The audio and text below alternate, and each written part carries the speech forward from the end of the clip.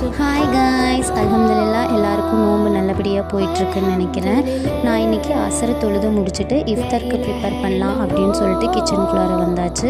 கஞ்சி வந்துட்டு போய் வாங்கிட்டு வந்துட்டாங்க. அதுக்கு தொட்டுக்க வீட்லேயே உளுந்து போண்டா, உளுந்து வடை, அதுக்கப்புறமா அரிசி போண்டா போட்டுக்கலாம் அப்படின்னு சொல்லி எடுத்துட்டேன். ஜூஸ்க்கு வந்து எப்பயும் போல் நன்னாரி சர்பத், முலாம்பழம் ஜூஸ், அதுக்கப்புறமா எங்கள் குட்டி சார் வந்து ஆர்டர் போட்டார், எனக்கு வாட்டர் மிலன் ஜூஸ் தான் வேணுமா அப்படின்னு சொல்லிட்டு. ஓகே குட்டி அப்படின்னு சொல்லிட்டு அச்சுக்குட்டிக்கு வாட்டர் மிலன் ஜூஸும் போட்டாச்சு.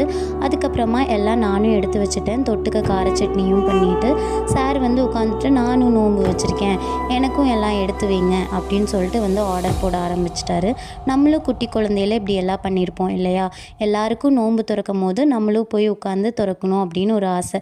அதுக்கப்புறமா தொப்பியெல்லாம் போட்டுட்டு நான் துவா கேட்குறேன் அப்படின்னு சொல்லிட்டு அது இதுன்னு துவா கேட்டுட்டு இருந்தாரு. உங்கள் குழந்தைங்களும் இப்படி பண்ணுவாங்களான்னு சொல்லுங்கள். பாய்.